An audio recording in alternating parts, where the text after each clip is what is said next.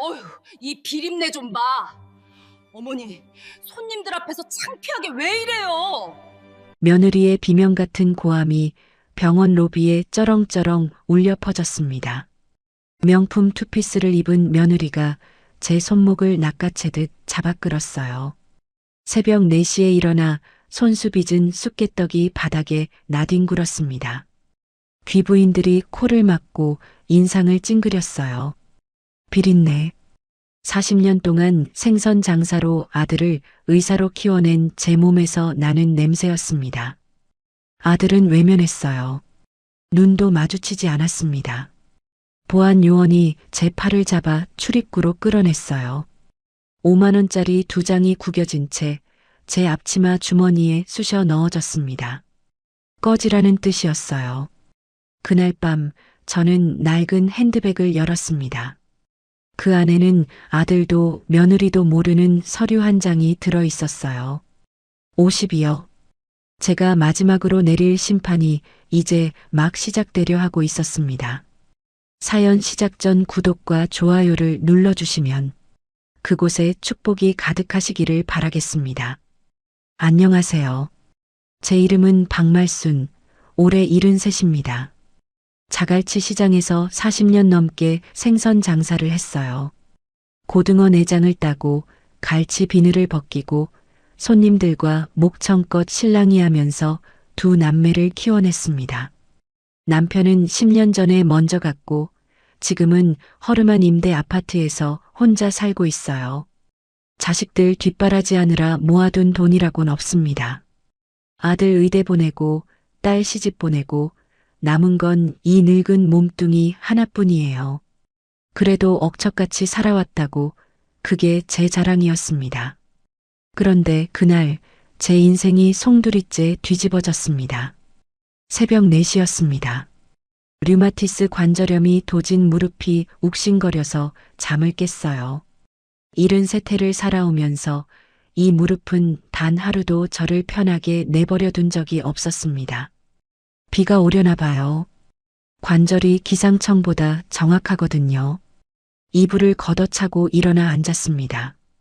천장에서 물이 새는지 구석에 받쳐둔 양푼에서 또옥또옥 물방울 떨어지는 소리가 들려왔어요.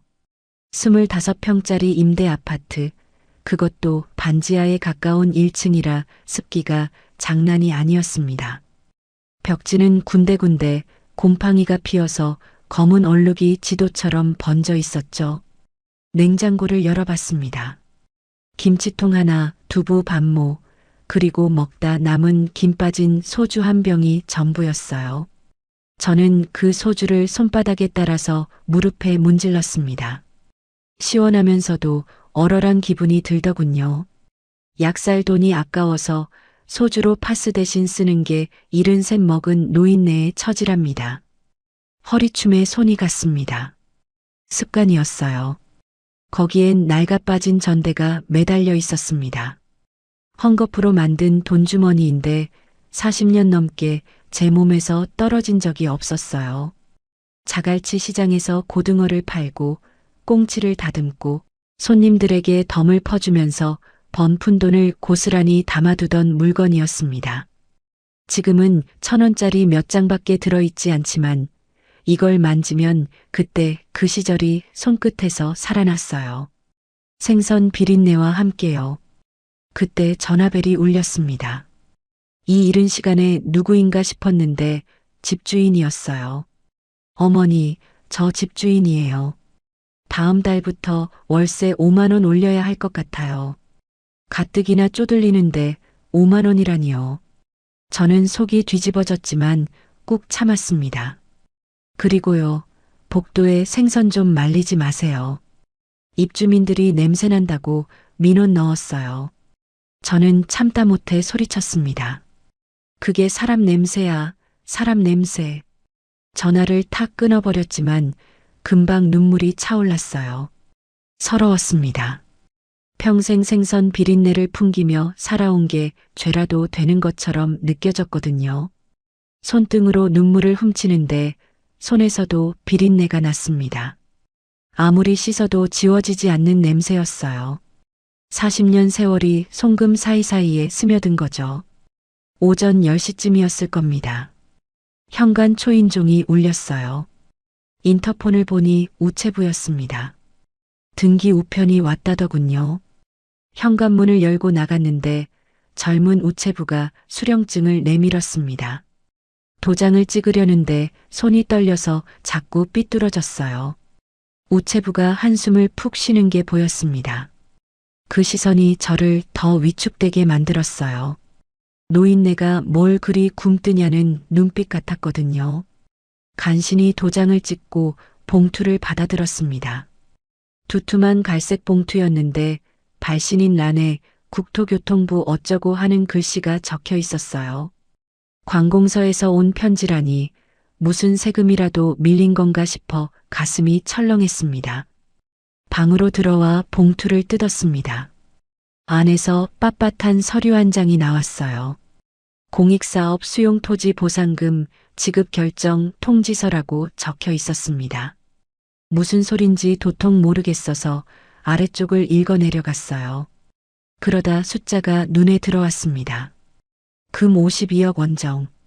저는 눈을 비볐습니다. 노안이 심해져서 잘못 본 거라고 생각했어요. 옷자락에 돋보기를 벅벅 문질러 닫고 다시 읽었습니다. 52억. 0이 9개였어요. 손가락으로 하나하나 짚어가며 3번을 더 확인했습니다. 분명히 52억 원이 맞았습니다. 심장이 쿵 하고 가라앉았어요.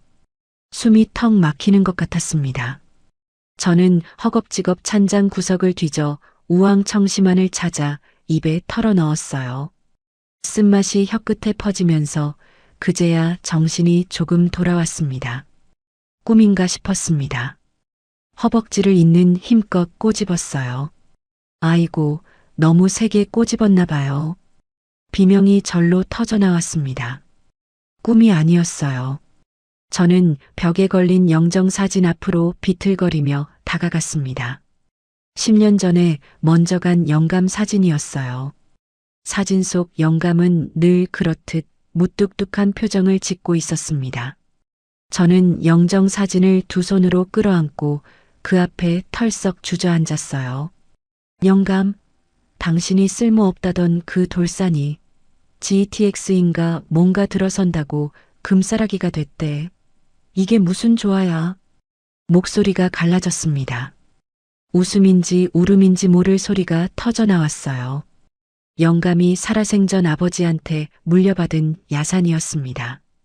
돌밭에 잡풀만 무성해서 팔려고 해도 사는 사람이 없었던 땅이었죠. 오히려 세금만 나간다고 투덜거렸던 기억이 납니다. 그게 세상이 바뀌어서 교통요지가 됐다니요. 한참을 울고 나서야 정신을 차렸습니다. 갑자기 무서워졌어요. 혹시 누가 이 사실을 알면 어쩌나 싶었습니다. 저는 벌떡 일어나 현관문 걸쇠를 걸었어요. 이중 잠금 장치까지 확인하고 창문 커튼을 꽁꽁 쳐버렸습니다. 텔레비전 볼륨도 1로 줄였어요. 심장이 아직도 두근거렸습니다. 서류 하단에 담당자 전화번호가 적혀 있었어요. 떨리는 손으로 번호를 눌렀습니다. 신호음이 갈 때마다 심장이 쿵쾅거렸어요. 여보세요, 국토교통부입니다.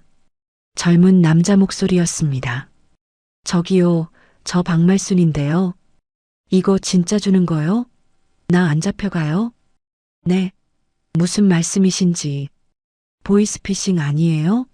요새 노인네들 속여서 돈 뜯어가는 거 많다던데. 담당 공무원과 한바탕 실랑이를 벌였습니다. 서류 번호를 확인하고 신분증 정보를 대조하고 땅 위치까지 확인하고 나서야 저는 이게 진짜라는 걸 믿을 수 있었어요. 전화를 끊고 나니 다리에 힘이 풀려서 그 자리에 털썩 주저앉았습니다. 이 돈을 어디다 숨길까 고민이 됐습니다. 장롱을 열어봤어요. 촌스러운 옷가지들 사이에 숨겨봤자 뻔했습니다. 쌀통은 어떨까 싶었는데 쌀이 바닥나서 금방 들킬 것 같았어요. 냉장고 냉동실도 생각해봤지만 아들 내외가 갑자기 들이닥치면 곤란했습니다. 그때 신발장 구석에서 뭔가가 눈에 들어왔어요. 30년 된 갈색 가죽 핸드백이었습니다. 영감이 첫 월급 받고 사다 준 거였어요. 가죽이 다 닳아서 군데군데 갈라졌고 생선 비린내가 뼛속까지 배어서 아무도 가까이 오려 하지 않았죠. 며느리가 지난번 왔을 때 코를 틀어막으며 뭐라고 했었습니다. 어머님, 그 냄새나는 가방 좀 갖다 버리세요. 집에 두기도 그렇고요. 저는 그 핸드백을 꺼내 들었습니다. 낡았지만 손에 익은 물건이었어요. 안감을 커터 칼로 조심스럽게 뜯었습니다. 거기 서류를 깊숙이 밀어넣고 돋보기를 쓴 채 한 땀 한 땀 서툰 바느질로 봉합했어요. 손끝이 떨려서 바늘에 두세 번 찔렸지만 개의치 않았습니다. 피가 살짝 배어 나왔지만 대수롭지 않았어요. 아무도 이 낡은 가방을 건드리지 않을 겁니다. 오히려 치워버리라고 할 테니까요. 아들에게 전화를 걸었습니다. 이런 큰일을 혼자 끙끙 앓고 있자니 답답했거든요. 어미다? 한마디 했는데 아들 목소리가 끼어들었어요. 어머니, 저 지금 수술 들어가요. 급한 거 아니면 나중에요. 뚝 전화가 끊겼습니다. 삐 하는 신호음만 귀에 맴돌았어요. 가슴이 서늘해졌습니다. 급한 거 아니면이라니요. 어미가 전화했으면 무슨 일인지 물어봐야 하는 거 아닌가요? 저는 한참 동안 꺼진 화면을 멍하니 들여다봤습니다. 이번엔 딸에게 전화를 걸었습니다. 엄마, 나 지금 배달 피크타임이라 못 받아. 밥 챙겨 드셔. 딸 목소리 뒤로 거친 바람 소리와 클락션 소리가 들렸어요. 전화가 툭 끊겼습니다. 딸아이는 바빠서 그런 거겠지요. 그래도 마음 한구석이 허전했습니다. 저는 전화기를 식탁 위에 내려놓고 한참을 멍하니 앉아 있었습니다. 52억이라는 돈이 생겼는데 그 소식을 나눌 사람이 없었어요. 저녁 때가 되어서 시장에 나갔습니다. 단골 순대 국밥집에 가서 국밥 한 그릇을 시켰어요. 핸드백을 가슴에 꼭 안은 채로요. 옆자리 상인 아주머니가 제 가방을 보더니 인상을 찌푸렸습니다. 말순아, 그 냄새나는 가방 좀 버려라. 손님들이 기겁하겠다. 저는 국밥을 후루룩 마시며 대꾸했어요. 이게 내 수위야. 나 죽으면 같이 태워라. 농담처럼 던진 말이었지만 제 눈은 웃지 않았습니다. 상인 아주머니가 고개를 갸웃거렸지만 더는 묻지 않았어요. 그날 밤 저는 핸드백 끈을 손목에 묶고 베개 밑에 깔았습니다. 천장의 물 얼룩을 바라보며 생각했어요. 이 돈이 축복일까요? 재앙일까요? 자식들이 이 사실을 알면 어떻게 될까요? 아들 내외의 눈이 어떻게 변할지, 딸아이의 고단한 삶이 나아질 수 있을지, 생각이 꼬리에 꼬리를 물었습니다. 뒤척이다가 문득 깨달았어요. 이 돈을 누구에게 줄지는 제가 정하는 겁니다. 하지만 그 전에 확인해야 할 게 있었어요. 자식들이 돈 때문에 달라지는 건지 아니면 진심으로 이 늙은 어미를 생각하는 건지요. 창밖으로 흐릿한 새벽빛이 스며들 무렵에야 겨우 눈을 붙였습니다. 손목에 묶인 핸드백 끈이 살을 파고들었지만 놓을 수가 없었어요. 이 낡은 가방 안에 제 남은 인생이 통째로 들어 있었으니까요. 다음 날 아침 저는 동네 미용실에 갔습니다. 한 달에 한 번 파마를 다시 말아야 머리가 그나마 사람 꼴이 나거든요. 간밤에 잠을 설쳐서 눈이 퉁퉁 부어 있었어요. 52억이라는 숫자가 머릿속에서 떠나질 않았거든요. 미용실 의자에 앉아 파마 약 냄새를 맡고 있는데 벽에 걸린 텔레비전에서 뉴스가 흘러나왔어요. 강남 일대 성형외과 줄폐업, 의료계 불황 심각. 아나운서가 심각한 표정으로 말했습니다. 저는 별 생각 없이 듣고 있었어요. 그런데 옆자리에서 파마를 하던 동네 아주머니가 혀를 끌끌 찼습니다. 청담더 뷰티 원장도 주식으로 다 날려먹고 사채 쓴다더라. 그 마누라가 병원 확장한다고 빚을 얼마나 졌는지 몰라. 저는 파마롤을 만지작거리던 손이 멈췄습니다. 청담더 뷰티. 그게 제 아들 진우 병원 이름이었거든요. 심장이 덜컥 내려앉았어요. 설마 우리 아들 얘기인가 싶었습니다. 귀가 쫑긋 세워졌어요. 하지만 물어볼 수가 없었습니다. 괜히 물었다가 제 아들인 걸 들키면 창피하니까요. 미용실을 나와서 시장통을 걸었습니다. 머릿속이 복잡했어요. 아들이 사채까지 썼다니 그게 사실일까요? 아들은 저한테 한 번도 돈이 궁하다는 말을 한 적이 없었습니다. 오히려 잘 나간다고, 강남에서 알아준다고 허세를 부렸거든요.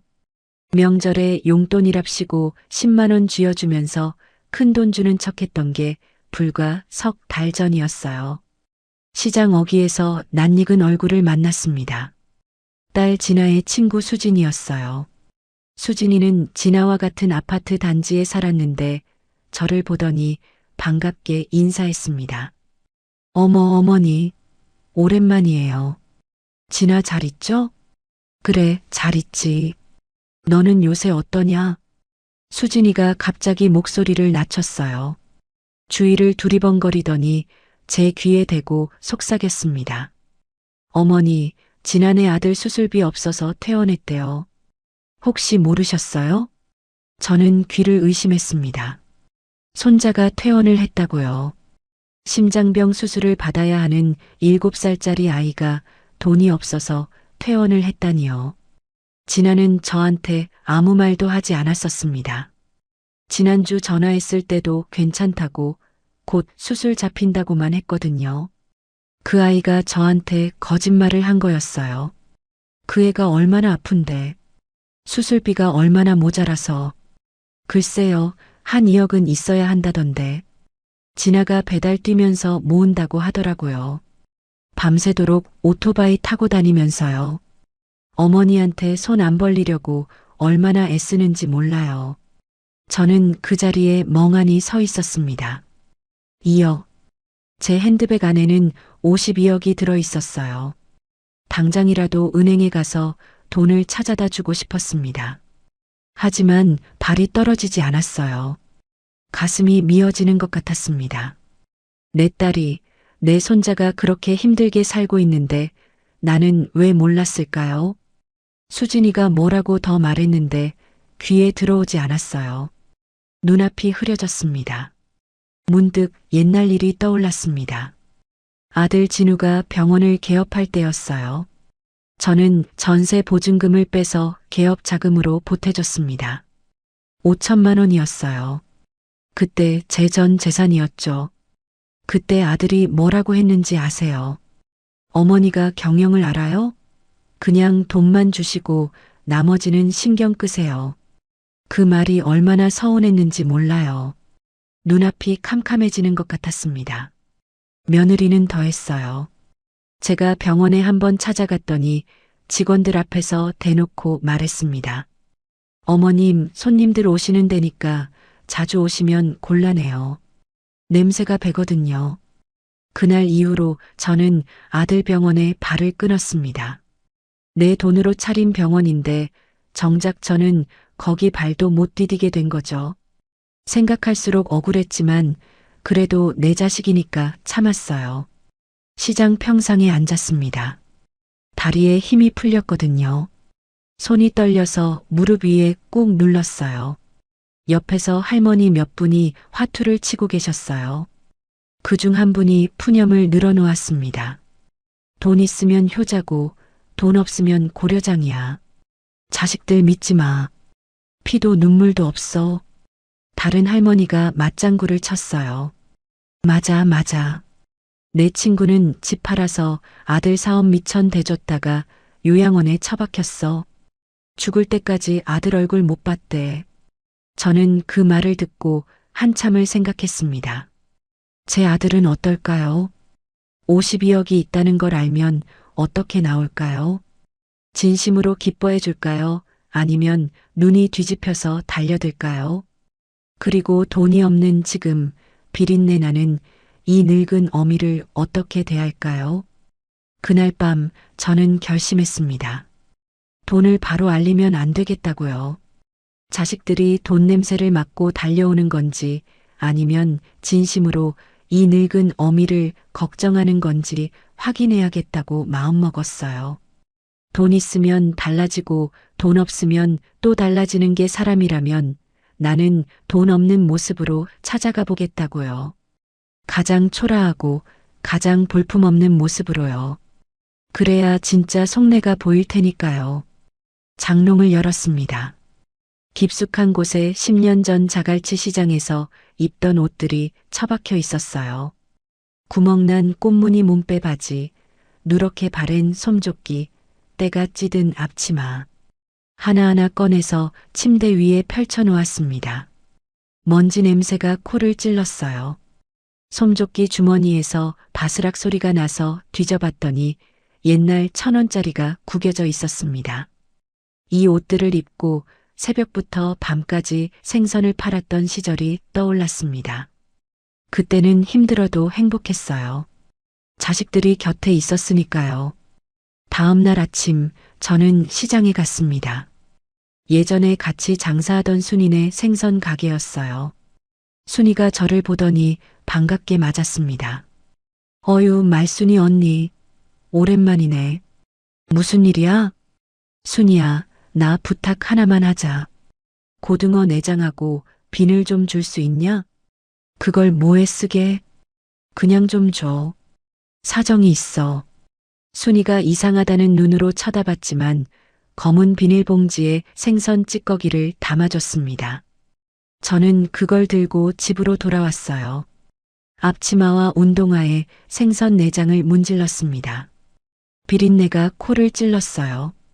역한 냄새였지만 저한테는 익숙한 냄새이기도 했습니다. 40년 동안 제 몸에서 났던 냄새니까요. 손에도 문지르고 바지에도 문질렀어요. 손톱 밑에도 비늘을 밀어 넣었습니다. 온몸에서 비린내가 진동했어요. 그 냄새를 맡으니 오히려 마음이 단단해졌습니다. 거울 앞에 섰습니다. 어제 한 파마는 일부러 헝클어뜨렸어요. 검버섯을 가리려고 바르던 파운데이션도 세수하며 깨끗이 지워버렸습니다. 대신 부엌에서 숯검정을 가져와 광대뼈에 살짝 묻혔어요. 주름진 볼에도 조금 발랐습니다. 거울 속의 제 모습은 영락없는 거지 할머니였어요. 아무도 이 모습을 보고 52억을 가진 사람이라고는 생각 못할 겁니다. 핸드백을 열어서 확인했습니다. 안감 속에 꿰맨 부분이 잘 있었어요. 52억 서류는 그 안에 고스란히 들어 있었습니다. 손으로 만져보니 빳빳한 종이 촉감이 느껴졌어요. 겉주머니에는 새벽에 직접 순 쑥개떡을 검은 비닐봉지에 담아 넣었어요. 아들이 어릴 때 좋아하던 거였습니다. 꼬깃꼬깃한 1,000원짜리 3장도 챙겨 넣었어요. 이게 내가 가진 전부인 것처럼 보여야 했으니까요. 지하철역으로 향했습니다. 강남까지 가려면 1시간 반은 걸리거든요. 플랫폼에서 전철을 기다리는데 지나가는 사람들이 저를 힐끗힐끗 쳐다봤어요. 수군거리는 소리도 들렸습니다. 저는 고개를 꼿꼿이 세웠어요. 지하철에 올라타는데 옆자리에 앉은 대학생이 코를 막았어요. 인상을 잔뜩 찌푸리더니 자리를 박차고 일어나 다른 칸으로 이동해 버렸습니다. 주위 사람들도 슬슬 자리를 피했어요. 저를 중심으로 반경 2m 안에 아무도 없었습니다. 얼굴이 화끈거렸어요. 수치스러웠습니다. 하지만 이를 악물었어요.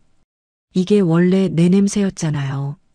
40년 동안 이 냄새를 풍기면서 자식들을 키웠는데 왜 이제 와서 부끄러워해야 하는 거죠? 두고 보자. 속으로 되뇌었습니다. 강남역에 내렸습니다. 화려한 전광판이 눈을 찔렀어요. 사람들이 빠른 걸음으로 스쳐 지나갔습니다. 명품 매장 쇼윈도에 제 모습이 비쳤어요. 꽃무늬 몸빼에 누런 솜조끼, 냄새나는 핸드백을 움켜쥔 초라한 노인. 주위를 지나가는 사람들은 하나같이 말끔하게 차려입고 있었어요. 저만 다른 세상에서 온 사람 같았습니다. 씁쓸함을 삼키며 걸음을 옮겼어요. 아들 병원 건물이 보였습니다. 으리으리한 대리석 외관이었어요. 유리창에 청담더 뷰티라는 금색 글씨가 번쩍였습니다. 건물 앞에는 외제차들이 즐비하게 주차되어 있었어요. 저는 그 앞에 서서 한참을 올려다봤습니다. 저게 다 빚으로 쌓은 모래성이라는 걸 이제는 알고 있었습니다. 화려한 껍데기 속에 썩은 내가 진동하고 있다는 것도요. 엘리베이터를 탔습니다. 안에는 밍크 코트를 입은 사모님 두 분이 타고 계셨어요. 제가 들어서자마자 코를 막았습니다. 어우, 무슨 냄새야. 관리실에 얘기해야겠네. 젓갈 냄새가. 저는 고개를 숙인 채 구석에 서 있었습니다. 주먹을 꽉 쥐었어요. 손톱이 손바닥에 파고들었습니다. 참아야 했어요. 아직은요. 병원 층에서 내렸습니다. 유리문 앞에 섰어요. 안쪽에서 고급스러운 클래식 음악이 흘러나왔습니다. 하얀 대리석 바닥이 반들거렸어요. 심호흡을 크게 했습니다. 나는 오늘 엄마가 아니라 염라대왕 심판관이다. 마음속으로 되뇌었어요. 손잡이를 잡았는데 손이 떨렸습니다. 제발 그래도 내 새끼라면 이 꼴로 찾아간 어미를 반갑게 맞아주길. 일말의 기대가 아직 남아 있었어요. 어미 마음이란 게 그런 거였습니다. 미운 정 고운 정 다 들었으니까요. 유리문을 밀고 들어갔습니다. 병원 자동문이 스르륵 열렸습니다. 안쪽에서 시원한 에어컨 바람과 함께 고급스러운 클래식 음악이 흘러나왔어요. 바닥은 하얀 대리석이었고 벽에는 커다란 꽃 그림이 걸려 있었습니다. 천장에서는 샹들리에가 반짝거렸어요. 마치 호텔 로비 같았습니다. 한쪽에는 가죽 소파가 놓여 있었고 테이블 위에는 고급스러운 꽃꽂이가 장식되어 있었어요. 이게 다 내 돈으로 차린 병원이라니 새삼 실감이 나지 않았습니다. 제가 한 발 들여놓는 순간 로비에 있던 사람들의 시선이 일제히 쏠렸어요. 순간 정적이 흘렀습니다. 소파에 앉아있던 귀부인들이 코를 막았어요. 안내 데스크 직원이 자리에서 벌떡 일어났습니다. 26쯤 되어 보이는 젊은 여자였는데 얼굴이 잔뜩 일그러져 있었어요. 할머니, 여기 잡상인 들어오시면 안 돼요. 나가세요. 직원이 제 앞을 가로막았습니다. 두 팔을 벌려서 저를 막아섰어요. 마치 벌레라도 쫓는 것 같은 몸짓이었습니다. 나 잡상인 아니야. 사람 만나러 왔어. 누구요? 예약 없이는 안 돼요. 여기는 예약 손님만 들어오실 수 있어요. 할머니 같은 분이 오실 때가 아니에요. 직원의 목소리가 날카로웠어요. 할머니 같은 분이라는 말이 가슴에 비수처럼 꽂혔습니다. 저는 핸드백 끈을 꽉 움켜쥐었어요. 참아야 했습니다. 그때 상담실 쪽에서 문이 열렸어요. 화려한 분홍색 투피스를 입은 여자가 나왔습니다. 머리를 높이 올려 묶었고 귀에는 커다란 진주 귀걸이가 달려 있었어요. 며느리 미주였습니다. 미주는 뭔가 서류를 들고 나오다가 저를 발견했어요. 그 순간 미주의 얼굴이 확 굳어졌습니다. 눈이 커지더니 비명에 가까운 소리를 질렀어요. 어머! 직원이 미주에게 달려갔습니다. 이사님, 저 할머니가 갑자기 들어오셔서요. 아시는 분이세요? 미주의 눈동자가 흔들렸어요. 저를 똑바로 쳐다보지 못하고 시선을 피했습니다. 손에 들고 있던 서류가 바들바들 떨리는 게 보였어요. 당황한 기색이 역력했습니다. 그러더니 고개를 저었어요. 몰라. 아니, 예전에 우리 집 일해주던 파출부 할머니야. 귀를 의심했습니다. 파출부라고요. 제가 이 여자의 시어머니인데 파출부라고요. 온몸에서 힘이 빠지는 것 같았어요. 다리가 후들거렸습니다. 하지만 내색하지 않았어요. 이게 시험이니까요. 끝까지 지켜봐야 했습니다. 소파에 앉아있던 귀부인 한 명이 자리에서 일어났어요. 밍크쇼를 두른 50대 여자였는데 얼굴이 잔뜩 찌푸려져 있었습니다.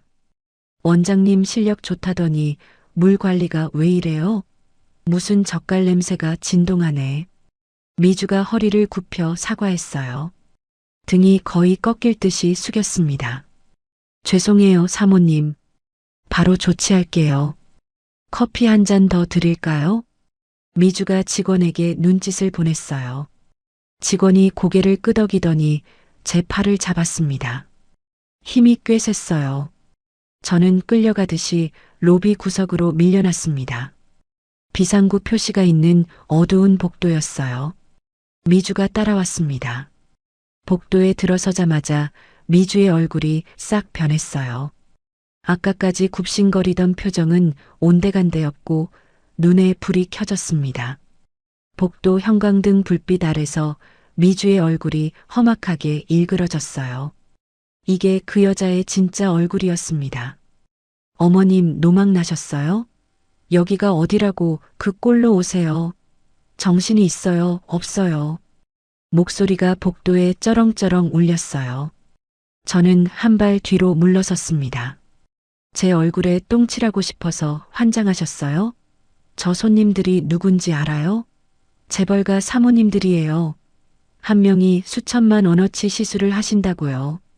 미주의 손가락이 제 얼굴 앞에서 흔들렸어요. 침이 튀었습니다. 저는 눈을 질끈 감았어요. 서러웠습니다. 하지만 울면 안 됐어요. 아범 보고 싶어서 왔다. 빈손으로 오기 뭐해서. 저는 떨리는 손으로 핸드백을 열었어요. 겉주머니에서 검은 비닐봉지를 꺼냈습니다. 새벽에 직접 순 쑥개떡이었어요. 아들 진우가 어릴 때 좋아하던 거였습니다. 명절마다 해달라고 졸랐던 기억이 났어요. 미주가 비닐봉지를 보더니 얼굴을 확 찡그렸습니다. 손가락 2개로 봉지 끝을 집었어요. 마치 더러운 걸레라도 집듯이요. 이게 뭐예요? 냄새나게. 미주가 비닐봉지를 들고 로비 쪽으로 성큼성큼 걸어갔어요. 저는 뒤따라갔습니다. 미주가 로비 구석에 있는 쓰레기통 뚜껑을 열었어요. 그리고 제가 만든 쑥개떡을 그 안에 툭 던져버렸습니다. 뚜껑이 철컥 닫혔어요. 저는 그 자리에 얼어붙었습니다. 새벽 4시에 일어나서 쑥을 다듬고 찹쌀가루를 반죽하고 한 개 한 개 정성껏 빚었던 거였어요. 손이 시려웠지만 아들 입에 들어갈 생각에 콧노래를 부르며 만들었습니다. 모양이 예쁘게 나오라고 몇 번이나 다시 빚었어요. 그게 쓰레기통에 버려진 거예요. 제 정성이 쓰레기가 된 거였습니다. 가슴이 찢어지는 것 같았어요. 그때 원장실 문이 열렸습니다. 아들 진우가 나왔어요. 하얀 가운을 입고 있었는데 예전보다 얼굴이 많이 수척해 보였습니다. 눈 밑에 다크서클이 짙게 깔려 있었어요. 광대뼈가 도드라져 보였고 눈빛에 생기가 없었습니다. 사체에 쪼들린다는 소문이 사실인 것 같았어요. 진우가 저를 보더니 미간을 확 찌푸렸습니다. 반가움은 눈곱만큼도 없었어요. 오히려 짜증스럽다는 표정이었습니다. 미주야, 냄새 안 빠지게 환풍기 다 틀어. 진우가 미주에게 먼저 말했어요. 저한테는 눈길도 주지 않았습니다. 저는 가슴이 철렁 내려앉았어요. 내 아들이 맞나 싶었습니다.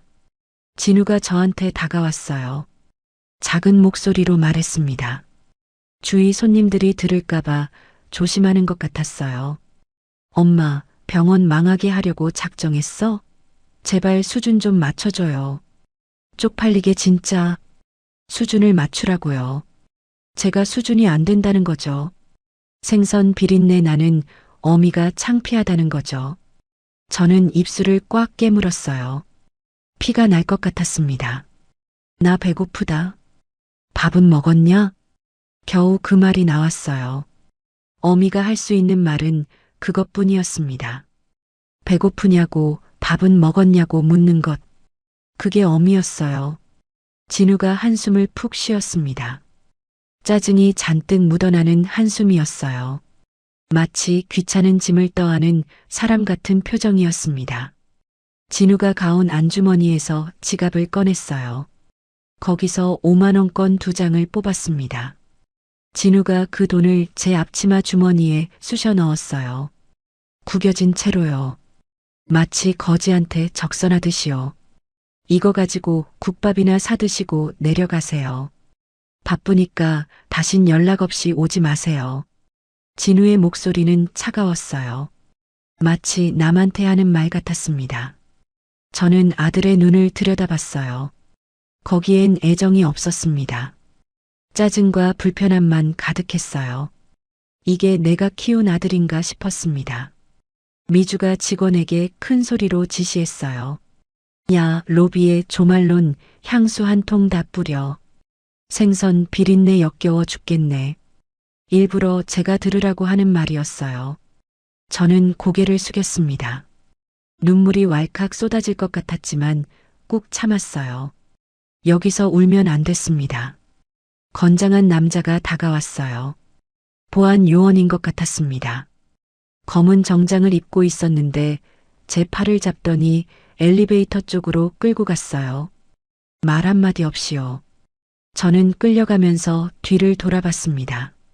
아들과 며느리가 귀부인들에게 다가가고 있었어요. 죄송합니다, 사모님. 호호. 청소업체 직원인데 길을 잘못 들었나 봐요. 미주가 능글맞게 웃으며 변명하고 있었습니다. 진우도 옆에서 고개를 조아리고 있었어요. 저를 쫓아낸 아들이 손님들 앞에서는 허리가 부러지게 굽실거리고 있었습니다. 그 모습이 눈에 박혔어요. 엘리베이터 문이 닫혔습니다. 제 코앞에서요. 문틈 사이로 아들의 가식적인 미소가 보였어요. 그게 마지막이었습니다. 1층에 내려서 건물 밖으로 나왔어요. 햇빛이 눈부셨습니다. 하지만 마음은 캄캄했어요. 다리에 힘이 풀려서 화단 경계석에 주저앉았습니다. 아무도 없는 곳이었어요. 화단에는 철쭉꽃이 예쁘게 피어 있었는데 눈에 들어오지 않았습니다. 그제야 눈물이 터졌습니다. 쓰레기통에 버려진 쑥개떡이 자꾸 떠올랐어요. 새벽에 쑥을 다듬던 내 손이요.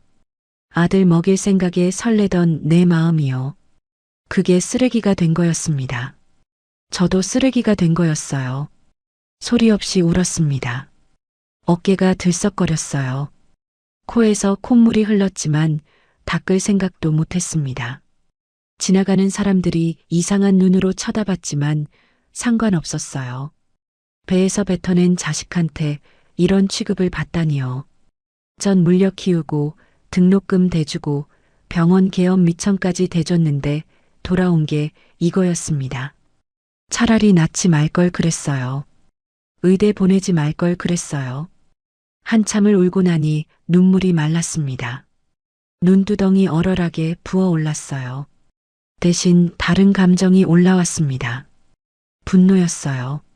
차가운 분노가 가슴 속에서 꿈틀거렸습니다. 저는 핸드백을 꽉 껴안았어요. 그 안에 52억이 들어 있었습니다. 아들은 모르죠. 이 늙은 어미가 52억을 쥐고 있다는 걸요. 그 돈이면 저 병원 빚 갚고도 남을 텐데요. 자리에서 일어났습니다. 눈물 자국을 손등으로 훔쳤어요. 허리가 삐걱거렸지만 꼿꼿이 섰습니다. 이제 알았어요. 아들한테는 돈 냄새만 향기롭고 어미 냄새는 역겹다는 걸요. 좋아요. 그렇다면 나도 생각이 있습니다. 이제 딸을 만나러 가야 했어요. 진아는 어떨까요? 진아도 혹시 오빠처럼 저를 내칠까요? 아니면 다를까요? 마지막 희망을 품고 무거운 발걸음을 옮겼습니다. 갈 곳이 없었습니다. 화려한 강남 거리를 정처 없이 걸었어요. 명품 가방을 든 사람들이 저를 스쳐 지나갔습니다. 아무도 저를 쳐다보지 않았어요. 간혹 쳐다보는 사람이 있어도 마치 더러운 것을 본 듯이 고개를 돌렸습니다. 마치 투명 인간이 된 것 같았어요. 아니, 투명 인간보다 못했습니다. 아들한테 쫓겨난 늙은이가 이 거리에서 뭘 하고 있나 싶었어요. 다리가 아팠습니다. 류마티스가 도진 무릎이 욱신거렸어요. 1시간 넘게 걸었더니 다리가 천근만근이었습니다. 어디 앉을 데가 없나 두리번거리다가 편의점 앞 벤치가 눈에 들어왔습니다. 배달 오토바이 몇 대가 세워져 있었어요. 저는 그 벤치에 털썩 주저앉았습니다. 그때였어요. 오토바이 한 대가 편의점 앞에 멈춰 섰습니다. 배달 기사가 헬멧을 벗었어요. 땀에 젖어 헝클어진 머리카락이 이마에 달라붙어 있었습니다. 그 얼굴을 보는 순간 저는 숨이 멎는 줄 알았어요. 진아였습니다. 제 딸 진아요. 41 된 딸이 배달 조끼를 입고 오토바이를 타고 있었어요. 얼굴이 햇볕에 그을려 있었고 볼이 홀쭉하게 패여 있었습니다. 예전에 통통했던 딸이 이렇게 야위었다니요. 진아는 저를 못 본 채 편의점 안으로 들어갔어요. 저는 벤치에서 일어나지 못하고 그 모습을 지켜봤습니다. 잠시 후 진아가 김밥 한 줄을 들고 나왔어요. 오토바이 옆에 쪼그려 앉더니 허겁지겁 김밥을 입에 넣었습니다. 제대로 된 밥도 못 먹고 편의점 김밥으로 끼니를 때우고 있었던 거예요. 진아가 핸드폰을 꺼냈어요. 영상 통화를 거는 것 같았습니다. 화면에 창백한 얼굴의 아이가 떴어요. 손자 민준이었습니다. 저는 귀를 쫑긋 세웠어요. 민준아, 엄마야. 밥 먹었어? 진아의 목소리가 들렸습니다. 애써 밝게 말하고 있었지만 목소리가 떨리는 게 느껴졌어요. 엄마, 나 오늘 많이 안 아팠어. 언제 와? 엄마가 오늘 팁 많이 받았다. 곰 젤리 사갈게. 조금만 참아, 응? 진아가 웃었어요. 하지만 눈가가 붉어지는 게 보였습니다. 전화를 끊고 나서 진아가 고개를 숙였어요. 어깨가 들썩거렸습니다. 울고 있는 거였어요. 김밥은 반도 못 먹고 손에 들린 채였습니다. 저는 가슴이 찢어지는 것 같았어요. 내 딸이 저렇게 고생하고 있는데 나는 왜 몰랐을까요? 핸드백 안에 52억이 있는데 왜 진작 꺼내주지 못했을까요? 진아가 고개를 들었어요. 그러다 저와 눈이 마주쳤습니다. 진아의 눈이 휘둥그레졌어요. 엄마. 진아가 벌떡 일어났습니다. 손에 들고 있던 김밥이 바닥에 떨어졌어요. 진아가 저한테 뛰어왔습니다. 헐레벌떡 달려오더니 제 손을 덥석 잡았어요. 엄마, 왜 여기 있어? 무슨 일 났어? 집주인이 쫓아냈어? 진아의 손이 따뜻했습니다. 거칠고 갈라진 손이었지만 그 온기가 가슴으로 퍼졌어요. 저는 대답 대신 고개를 저었습니다. 목이 메어서 말이 안 나왔거든요. 엄마 옷에서 왜 이렇게 비린내가 나? 시장 갔다 왔어? 진아가 제 옷을 훑어봤어요. 구멍난 몸빼 바지, 때 묻은 앞치마, 낡은 운동화. 아들 내외는 역겹다며 코를 막았는데 진아는 달랐습니다. 진아가 저를 꽉 껴안았어요. 힘이 들어간 팔이었습니다. 엄마한테서 냄새 좋다. 나 어릴 때 맡던 짠내네. 엄마 냄새 맡으니까 살 것 같다. 눈물이 왈칵 쏟아졌어요. 아들한테 쫓겨나면서도 안 흘렸던 눈물이었습니다. 진아의 품에 안겨서 펑펑 울었어요. 진아가 제 등을 토닥거렸습니다. 엄마, 울지 마. 우리 집 가자. 좁지만 따뜻해. 진아가 저를 오토바이 뒷자리에 태웠어요. 헬멧을 씌워주면서 끈을 꼼꼼히 조여줬습니다. 제가 다칠까봐 걱정하는 눈빛이었어요. 오토바이가 출발했습니다. 진아의 등에 매달렸는데 땀 냄새가 났어요. 하루 종일 배달을 뛰느라 흠뻑 젖은 등이었어요. 그 냄새가 코끝을 찔렀지만 저한테는 세상에서 제일 향기로운 냄새였습니다. 골목골목을 돌아 도착한 곳은 반지하 월세방이었어요. 낡은 빌라 지하로 내려가는 계단이 있었습니다. 계단을 내려가니 철문이 나왔어요. 녹이 쓴 문고리를 잡고 문을 열자마자 퀴퀴한 곰팡이 냄새가 코를 찔렀습니다. 습기가 장난이 아니었어요. 벽 구석에는 검은 곰팡이가 피어 있었고 장판은 눅눅하게 젖어 있었습니다. 창문은 반지하라 거의 천장 높이에 붙어 있었는데 햇빛이 거의 들지 않았어요. 방 한쪽 구석에 이불이 깔려 있었습니다. 거기 누워있던 아이가 벌떡 일어났어요. 손자 민준이었습니다. 7살인데 또래보다 작고 야위었어요. 얼굴이 창백했고 입술이 파르스름했습니다. 선천성 심장병 때문이었죠. 조금만 뛰어도 숨이 차서 주저앉아야 했어요.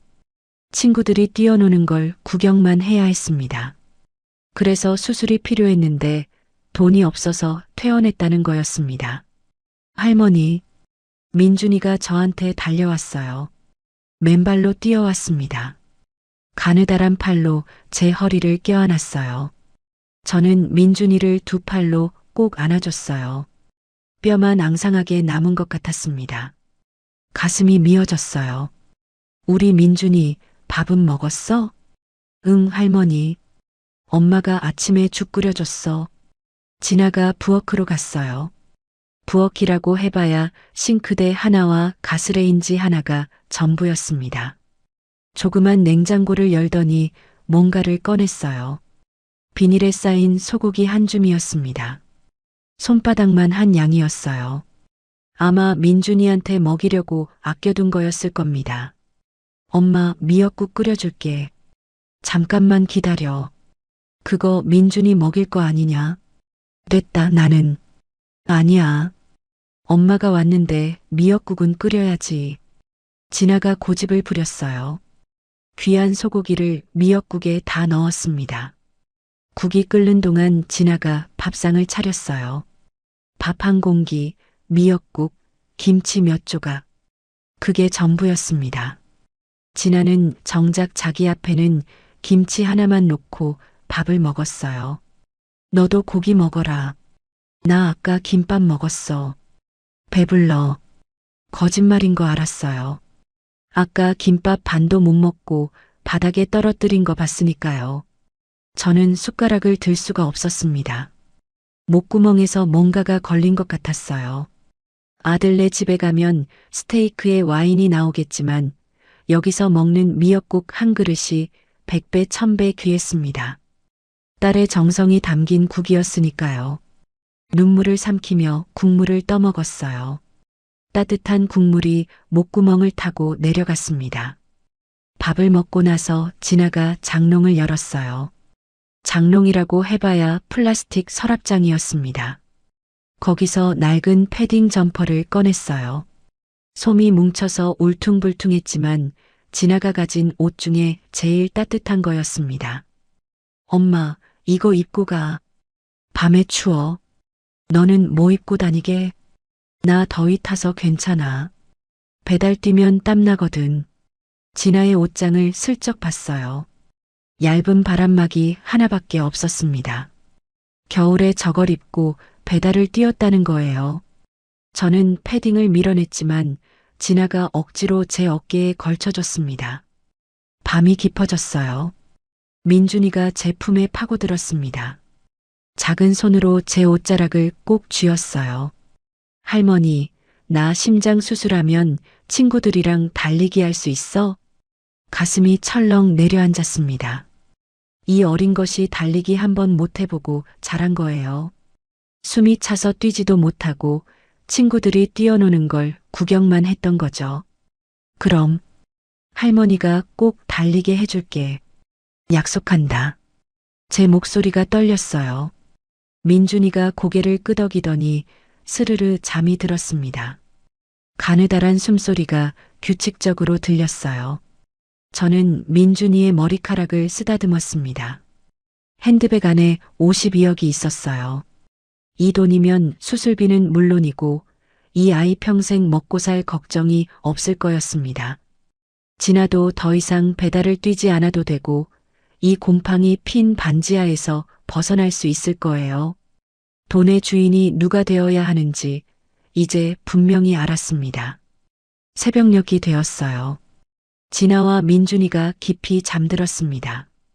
진아가 민준이를 품에 안고 자고 있었어요. 힘든 하루였을 텐데 얼굴이 편안해 보였습니다. 저는 살금살금 일어났어요. 진아의 가방이 방 구석에 있었습니다. 지갑을 열어봤어요. 텅 비어 있었습니다. 1,000원짜리 한 장도 없었어요. 체크카드 한 장만 덩그러니 들어 있었습니다. 저는 앞치마 주머니에서 아들이 쥐어준 5만원권 2장을 꺼냈어요. 구겨진 채로요. 아들이 저한테 적선하듯이 준 돈이었습니다. 이걸 진아 지갑에 넣었어요. 적어도 며칠은 김밥 대신 밥을 먹을 수 있겠지요. 민준이한테 고기 반찬도 해줄 수 있을 거예요. 신발을 신고 문을 열었어요. 문틈으로 잠든 진아의 얼굴이 보였습니다. 고생에 찌든 얼굴이었지만 평화로워 보였어요. 저는 속으로 중얼거렸습니다. 내 돈주인은 정해졌다.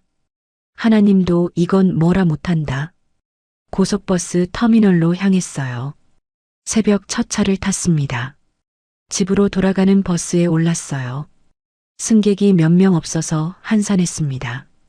창밖으로 서울 시내가 스쳐 지나갔어요. 새벽 불빛이 반짝거렸습니다. 아직 잠들지 않은 도시였어요. 거울에 비친 제 얼굴을 봤어요. 아까까지 있던 슬픔과 서러움이 사라져 있었습니다. 대신 서늘한 빛이 눈에 서려 있었어요. 분노였습니다. 차갑게 가라앉은 분노. 아들한테 당한 모욕이 되살아났어요. 파출부라고 불렸던 것, 쑥개떡이 쓰레기통에 버려진 것, 5만원 쥐어주며 내쫓긴 것. 그 모든 게 뱃속에서 부글부글 끓어올랐습니다. 주먹을 꽉 쥐었습니다. 손톱이 손바닥에 파고들었어요. 이제 어떻게 해야 할지 알았습니다. 시험은 끝났어요. 아들은 낙제였고 딸은 합격이었습니다. 이제 심판을 내릴 차례였어요. 집에 가면 아들 내외를 불러 모아야 했습니다. 집에 돌아온 건 아침 9시쯤이었습니다. 고속버스에서 한숨도 못 잤어요. 지난해 반지하 방 풍경이 자꾸 눈앞에 아른거렸거든요. 곰팡이 핀 벽, 창백한 손자의 얼굴, 텅 빈 지갑. 그 모든 게 머릿속에서 떠나지 않았습니다. 손자가 잠들기 전에 물었던 말도 귓가에 맴돌았어요. 할머니, 나 심장 수술하면 달리기 할 수 있어? 그 말이 가슴을 후벼 팠습니다. 현관문을 열고 들어가자마자 핸드백부터 확인했어요. 안감 속에 꿰맨 부분을 손으로 더듬었습니다. 빳빳한 서류 촉감이 느껴졌어요. 52억 보상금 통지서가 그대로 있었습니다. 저는 한숨을 돌렸어요. 밤새 이 가방을 품에 안고 잤거든요. 버스에서도 한시도 놓지 않았습니다. 옷장에서 통장과 도장을 꺼냈습니다. 은행에 가서 서류 사본을 떼어다가 핸드백 안감 속에 함께 넣어뒀어요. 원본이 분실될 경우를 대비해야 했거든요. 다시 한 땀 한 땀 꼼꼼하게 봉합했습니다. 바늘에 실을 꿰는 손이 떨렸지만 정성껏 꿰맸어요. 이 낡은 가방이 제 전 재산을 품고 있었습니다. 그날 오후였습니다. 거실에서 텔레비전을 보고 있는데 전화벨이 울렸어요. 화면에 아들 진우 이름이 떴습니다. 웬일로 전화를 다 하나 싶었어요. 그동안 먼저 전화한 적이 손에 꼽힐 정도거든요. 저는 전화를 받으려고 버튼을 눌렀습니다. 그런데 이상했어요. 제가 여보세요라고 말하기도 전에 수화기 저편에서 소리가 들려왔습니다. 아들이 통화 버튼이 눌린 줄 모르고 누군가와 대화하고 있었던 거예요. 여보, 이번 달 이자 못 막으면 진짜 끝이야. 사채업자가 내일까지 3천만 원 안 나오면 병원 집기 다 압류하고 당신 회사 찾아간다잖아. 아들 목소리였습니다. 다급하고 초조한 목소리였어요. 평소 허세 부리던 목소리가 아니었습니다. 완전히 쫄아 있었어요. 저는 숨을 죽이고 들었습니다. 심장이 쿵쾅쿵쾅 뛰었어요. 그러니까 내가 방법을 생각해낸 거잖아. 이번엔 며느리 미주 목소리였어요. 날카롭고 신경질적인 톤이었습니다. 어머님, 임대 아파트 보증금이라도 빼자고. 그거 3천에서 4천은 될 거 아냐? 일단 급한 불부터 꺼야지. 심장이 쿵 하고 내려앉았어요. 내 집 보증금을 빼겠다고요. 그럼 나는 어디서 살라는 건가요? 엄마가 집 내놓겠어? 길바닥에 낳았는데? 아들이 말했습니다. 그래도 양심이 남아서 반대하는 건가 싶었어요. 하지만 다음에 들려온 며느리 말에 저는 온몸이 굳어버렸습니다. 싼 요양원 알아봐. 산속에 있는 거. 거긴 싸대. 국가 보조금 나오는 데 있거든. 어차피 노인네 혼자 살면 위험해. 넘어지기라도 하면 우리가 책임져야 하잖아. 우리가 효도하는 셈 치고 보내버려. 요양원이라고요. 산속 요양원에 보내버리겠다고요. 멀쩡한 정신으로 두 발로 걸어다니는 나를요. 저는 전화기를 쥔 손이 덜덜 떨렸어요. 눈앞이 캄캄해졌습니다. 다리에 힘이 풀려 소파에 주저앉았어요. 이것들이 나를 고려장시키려고 작정한 거였습니다. 그래도 엄마한테 뭐라고 말해. 갑자기 요양원 가라고 하면 아들이 머뭇거렸습니다. 하지만 확고하게 반대하는 것 같지는 않았어요. 거절이 아니었습니다. 이미 마음이 기운 목소리였어요. 그저 체면 치레를 하는 것뿐이었습니다. 내가 다 알아서 할 테니까 당신은 어머님한테 잘 보여. 알았지? 효도한다고 생색내면서 구슬려. 과일도 사가고 홍삼도 사가고. 그래야 보증금 빼는데 동의하실 거 아냐? 며느리가 작전을 짜고 있었어요. 치밀했습니다. 저는 이를 악물었어요. 손톱이 손바닥에 파고들었습니다. 피가 날 것 같았어요. 하지만 아팠습니다. 가슴이 아팠어요. 그때 아들이 뭔가 눈치챈 것 같았어요. 잠깐. 전화 연결됐나? 잠시 정적이 흘렀습니다. 그러더니 아들 목소리가 싹 바뀌었어요. 아까까지 다급하고 초조하던 목소리가 온데간데 없고 세상에서 제일 다정한 아들 목소리로 변했습니다. 아, 여보세요? 엄마, 전화가 잘 안 터졌네. 언제부터 받고 계셨어요? 역겨웠어요. 구역질이 날 것 같았습니다. 목소리 톤이 180도 달라졌어요. 마치 다른 사람 같았습니다. 저는 아무것도 못 들은 척했어요. 목소리가 떨리지 않게 애썼습니다. 방금 받았다. 왜 무슨 일이냐? 아이고 엄마. 몸은 좀 괜찮으세요? 제가 보약 한 제 지어갈게요. 비싼 걸로요. 미주도 엄마 뵙고 싶대요. 요새 너무 뜸했죠? 죄송해요. 병원 일이 바빠서. 뻔뻔함의 극치였습니다. 며칠 전에 저를 병원에서 쫓아내고 쑥개떡을 쓰레기통에 버리고 5만 원 쥐어주며 꺼지라고 했던 놈이었어요. 보안 요원시켜서 내쫓은 놈이요. 그런 놈이 보약을 지어가겠다고요. 비싼 걸로요. 저는 속이 뒤집어졌지만 티를 내지 않았어요. 오히려 힘없는 목소리를 냈습니다. 그래. 안 그래도 너희한테 할 말이 있다. 내일 저녁에 다 모여라. 네. 무슨 말씀이세요? 뭔가 중요한 거예요? 아들 목소리에 긴장이 묻어났어요. 동시에 뭔가 기대하는 것 같기도 했습니다. 목소리가 미세하게 떨렸어요. 어쩌면 내가 집을 팔겠다고 할 거라고 생각했을지도 몰라요. 자기들 뜻대로 될 거라고 기대하고 있었겠죠. 와서 얘기해라. 진아도 부르마. 전화를 끊었습니다. 진아도 불렀어요. 딸도 이 자리에 있어야 했습니다. 누가 진짜 효자이고 누가 불효자인지 똑똑히 보여줘야 했거든요. 손이 떨렸어요. 분노로 온몸이 부들부들 떨렸습니다. 저는 벽에 기대어 천천히 주저앉았어요. 심장이 미친 듯이 뛰었습니다. 숨이 가빠졌어요. 효도? 산속 요양원? 이것들이 나를 거기 처박아 두고 내 보증금으로 자기들 빚 갚겠다고?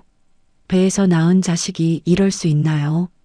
전 물려 키우고 밤새 등에 업고 병원 다니고 대학 보내고 병원 개업 미천까지 대줬는데 돌아온 게 고려장이라니요. 차라리 자식을 안 낳을 걸 그랬어요. 한참을 앉아 있다가 일어났습니다. 무릎이 욱신거렸지만 악을 쓰며 일어섰어요. 눈물은 안 났습니다. 이미 다 말라버렸거든요. 대신 차가운 것이 가슴속에서 얼어붙고 있었습니다. 분노가 슬픔을 집어삼킨 거였어요. 동네 부동산에 갔습니다. 허름한 상가 1층에 있는 작은 부동산이었어요. 사장님이 반갑게 맞았습니다. 어머, 박 여사님, 오랜만이에요. 무슨 일로 오셨어요? 그냥 시세 좀 물으러. 우리 집 내놓으면 보증금 얼마나 받을 수 있어? 글쎄요, 요새 시세로 한 4천에서 4,500은 받으실 수 있을 거예요. 내놓으실 거예요? 아직 생각 중이야. 자식들이 집 팔라고 하는데 일부러 떡밥을 뿌렸어요.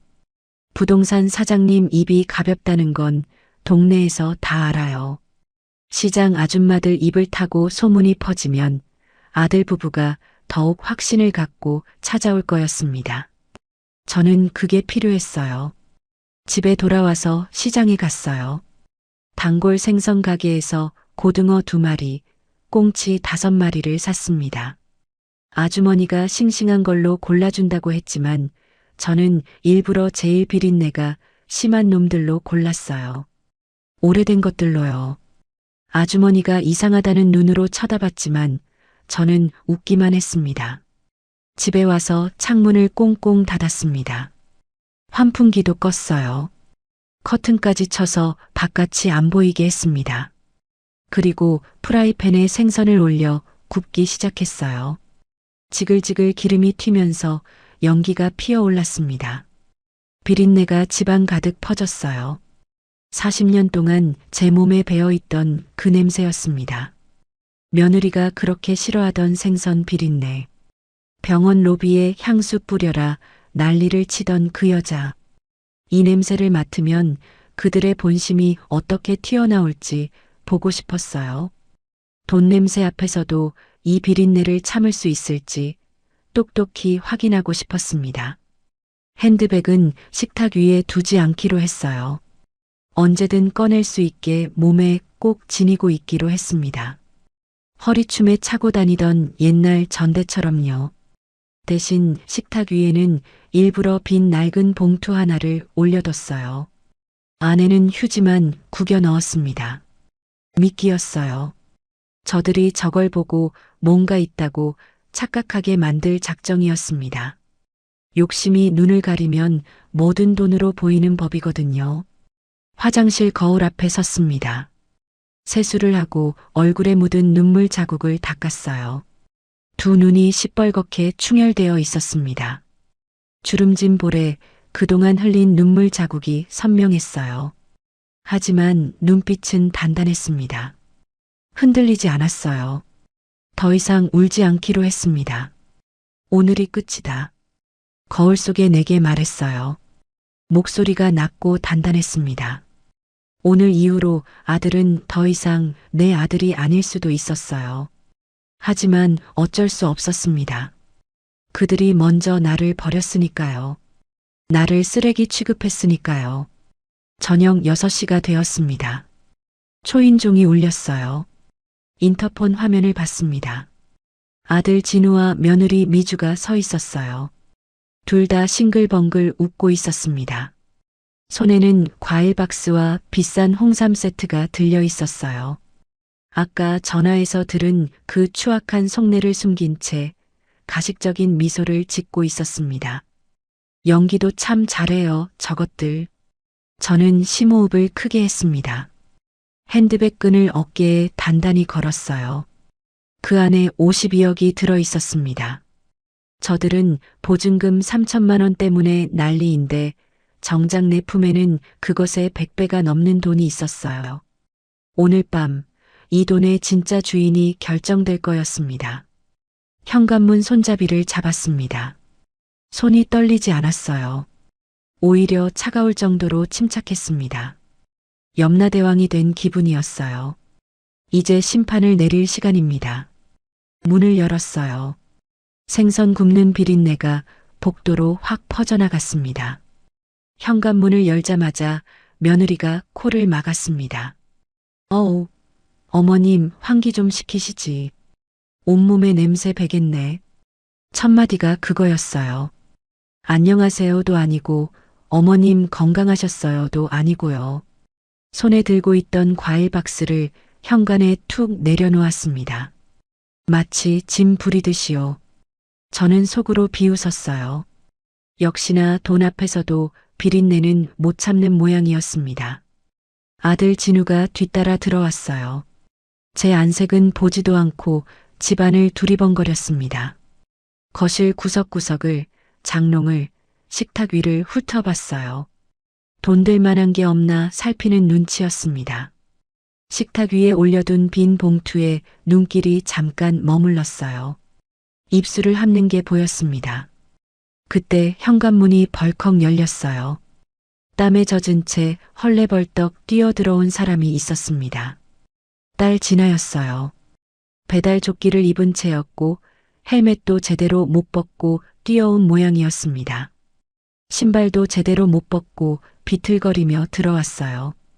얼굴이 새하얗게 질려 있었습니다. 숨을 헐떡거리며 저를 찾았어요. 엄마, 어디 아파? 위독하다며. 진아가 저한테 달려왔어요. 제 얼굴을 두 손으로 감싸며 이리저리 살폈습니다. 이마에 손을 대보고 맥박을 짚어보고 눈동자를 들여다봤어요. 눈에 눈물이 그렁그렁했습니다. 저는 의아했어요. 위독하다니요? 그런 말 한 적 없는데요. 며느리를 흘깃봤습니다. 며느리가 시선을 피했어요. 아, 이 여자가 진아한테 거짓말을 했구나. 어머니가 위독하다고 유언이라도 남기실지 모르니 오라고 했구나. 그래야 증인도 만들고 보증금 빼는데 힘도 보탤 테니까요. 안 아파. 멀쩡해. 앉아라. 저는 진아의 손을 잡아 소파에 앉혔습니다. 진아가 안도의 한숨을 내쉬었어요. 하지만 여전히 걱정스러운 눈으로 저를 살폈습니다. 며느리가 진아를 보더니 코웃음을 쳤습니다. 어머 아가씨, 땀 냄새 좀 봐. 씻고 좀 다니지? 진아의 얼굴이 붉어졌어요. 하루 종일 배달을 뛰느라 흠뻑 젖은 거였습니다.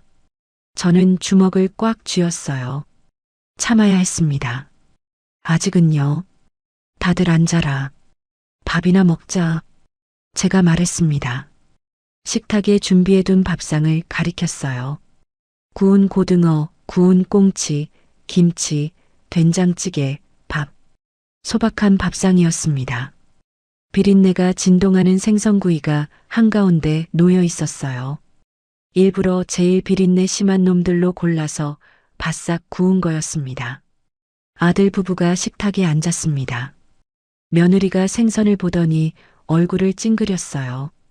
입을 손으로 가리고 헛구역질을 했습니다. 젓가락을 들었다가 다시 내려놓았어요. 코를 막은 채 숨도 제대로 안 쉬었습니다. 아들도 마찬가지였어요. 생선에 젓가락 한 번 안 대고 깨작깨작 밥알만 떴습니다. 국물도 안 마셨어요. 돈은 탐내면서 돈 벌어다 준 비린내는 싫다 이거죠. 진아는 달랐어요. 손을 씻고 와서 자리에 앉더니 젓가락을 들었습니다. 생선 한 토막을 집어 입에 넣더니 눈을 감았어요. 오물오물 씹으면서 고개를 끄덕였습니다. 엄마가 구워준 거 진짜 오랜만이네. 이 맛이야. 어릴 때 맛이야. 진아의 눈가가 붉어졌어요. 밥 한 숟가락을 크게 떠서 입에 넣었습니다.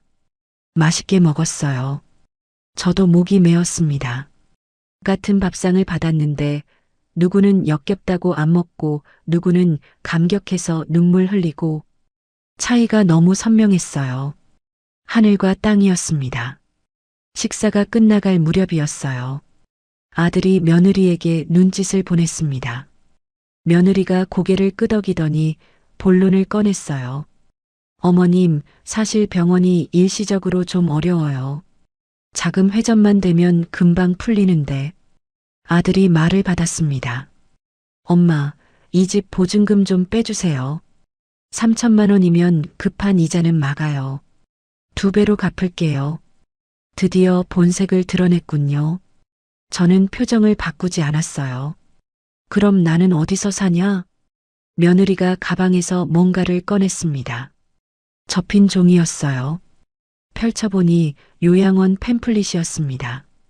산속 풍경 사진과 함께 실버타운 어쩌고 써 있었어요. 미리 준비해 온 거였습니다. 치밀하게 작전을 짜온 거죠. 여기 보세요. 산 밑이라 공기도 좋고 친구도 많대요. 국가 보조금 나와서 비용도 싸요. 어머님 혼자 사시면 위험하잖아요. 넘어지기라도 하시면 큰일이에요. 저희가 눈물 머금고 효도하는 셈 치고 보내드리는 거예요. 효도라고요. 요양원에 처박아 두는 게 효도라고요.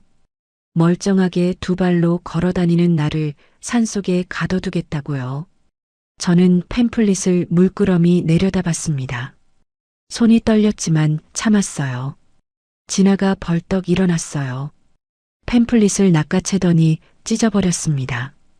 종이 조각이 바닥에 흩어졌어요. 오빠 미쳤어? 엄마를 현대판 고려장 시키겠다는 거야? 멀쩡한 엄마를 왜 요양원에 보내? 진아가 소리쳤습니다. 목소리가 떨리고 있었어요. 아들이 벌떡 일어났습니다. 눈에 핏발이 섰어요. 얼굴이 벌겋게 달아올랐습니다. 내가 돈 낼 거 아니면 입 다물어. 나 망하면 엄마도 길거리 나 앉아. 이게 다 가족을 위한 거야. 아들이 고함을 질렀어요. 진아한테 손을 들 것처럼 하다가 멈칫했습니다. 주먹을 쥐었다가 펴고 다시 쥐었다가 펴고 저는 그 모습을 지켜봤어요. 가슴이 싸늘하게 식어갔습니다. 저게 내 아들이었어요. 여동생한테 주먹질을 하려고 했던 거예요. 내가 낳아서 키운 아들이요. 며느리가 거들었습니다. 어머님, 이 집 곰팡이 펴서 몸에도 안 좋아요. 저희가 걱정이 돼서 그래요. 제발 고집 좀 피우지 마세요. 어머님 건강 생각하셔야죠. 저희가 다 어머님 좋으라고 하는 거예요. 가스라이팅이었어요. 제가 바보인 줄 아나 봅니다. 날 위한다면서 날 버리자는 소리를 하고 있었어요. 저는 묵묵히 듣다가 천천히 고개를 들었습니다. 눈빛이 달라진 걸 느꼈어요. 차갑게 가라앉은 눈으로 며느리를 똑바로 쳐다봤습니다. 효도? 너희가 말하는 효도가 내 피 같은 돈 내놓고 산속에 꺼지라는 거냐? 이게 효도야? 목소리가 낮게 깔렸습니다. 싸늘했어요. 며느리가 움찔했어요. 아들이 갑자기 바닥에 무릎을 꿇었습니다. 두 손을 싹싹 비볐어요. 아까까지 고함을 지르던 사람이 맞나 싶을 정도로 태도가 180도 바뀌었습니다. 엄마, 저 한 번만 살려주세요. 제가 장남이잖아요.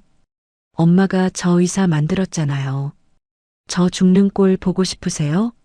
이번 한 번만요. 네. 눈물까지 흘렸어요. 뚝뚝 떨어지는 눈물방울이 바닥에 얼룩을 만들었습니다. 콧물까지 흘리며 애원했어요. 예전 같으면 마음이 흔들렸을 거예요. 장남이 무릎 꿇고 우는데 어떤 어미가 안 약해지겠어요. 하지만 저는 알았습니다. 저 눈물이 가짜라는 걸요. 저 무릎 꿇음이 연기라는 걸요. 어제 전화로 들었거든요. 효도한다고 생색내면서 구슬리라고 했던 거, 과일 사가고 홍삼 사가라고 했던 거, 다 기억하고 있었습니다. 저는 아들의 눈을 들여다봤어요. 거기엔 진심이 없었습니다. 돈에 대한 절박함만 가득했어요. 어미에 대한 사랑은 눈곱만큼도 없었습니다. 40년 전 뱃속에서 발차기 하던 아이가 이렇게 변한 거였어요. 가슴속에서 뭔가가 툭 하고 끊어지는 소리가 들렸어요. 장남에 대한 마지막 미련이었습니다. 그게 싹둑 잘려나갔어요. 30년 넘게 품어온 정이 한순간에 사라졌습니다.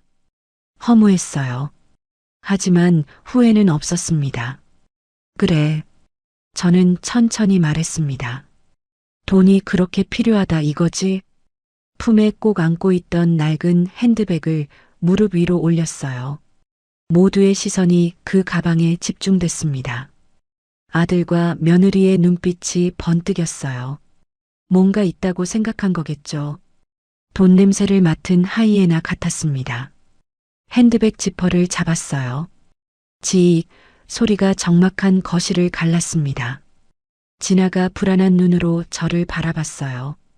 아들 부부는 목을 빼고 가방 안을 들여다보려 했습니다. 침을 꿀떡 삼키는 소리가 들렸어요. 저는 가방 안에서 서류 봉투를 꺼냈습니다. 두껍고 빳빳한 봉투였어요. 겉에 공문서 도장이 또렷하게 찍혀 있었습니다. 이게 뭔지 아냐? 아들이 눈을 가늘게 뜨고 봉투를 훑어봤어요. 며느리가 옆에서 목을 길게 빼며 쳐다봤습니다. 진아는 어리둥절한 표정이었어요. 저는 서류를 천천히 꺼냈습니다. 첫 장에 큼직하게 적힌 글씨가 보였어요. 토지 수용 보상금 지급 결정 통지서. 그 아래에 금액이 적혀 있었습니다. 52억 원. 빨간 도장이 또렷하게 찍혀 있었어요. 52억? 아들이 더듬거렸어요. 눈이 휘둥그레졌습니다. 입이 떡 벌어진 채 다물어지지 않았어요. 며느리도 마찬가지였습니다. 마치 귀신이라도 본 것처럼 굳어버렸어요. 손이 덜덜 떨리고 있었습니다. 진아도 믿을 수 없다는 표정으로 서류를 바라봤어요. 그래, 52억. 네 아버지가 평생 생선 팔아서 모은 땅값이다. 40년을 비린내 맡으며 일해서 산 땅이야. 저는 서류를 식탁 위에 탁 내려놓았습니다. 종이가 식탁에 부딪히는 소리가 유난히 크게 들렸어요. 이 돈 받으려고 너희를 시험했다. 나한테 어떻게 하나 보려고. 아들의 얼굴이 하얗게 질렸어요. 입술이 파르르 떨렸습니다. 며느리는 아직도 멍한 표정이었어요. 52억이라는 숫자가 머릿속에서 맴도는 모양이었습니다. 보증금 3천만 원 때문에 난리를 쳤는데 정작 어미 품에는 그것의 100배가 넘는 돈이 있었던 거예요. 저는 서류를 다시 집어들었습니다. 그리고 아들과 며느리를, 진아를 번갈아 바라봤어요. 거실이 쥐 죽은 듯 조용했습니다. 시계 초침 소리만 똑딱똑딱 들렸어요. 누구에게 줄 것인지 이제 결정할 시간이었습니다. 거실이 얼어붙었습니다. 시계 초침 소리만 똑딱똑딱 들렸어요. 아무도 입을 열지 못했습니다. 52억이라는 숫자가 공기 중에 떠다니는 것 같았어요. 아들의 입이 벌어진 채 다물어지지 않았고 며느리는 눈을 껌뻑거리며 서류를 뚫어지게 쳐다봤습니다. 진아만 걱정스러운 눈으로 저를 바라봤어요. 아들이 가장 먼저 정신을 차렸습니다. 무릎을 꿇은 채로 저한테 기어왔어요. 바지가 더러워지는 것도 모르고 두 손을 싹싹 비볐습니다.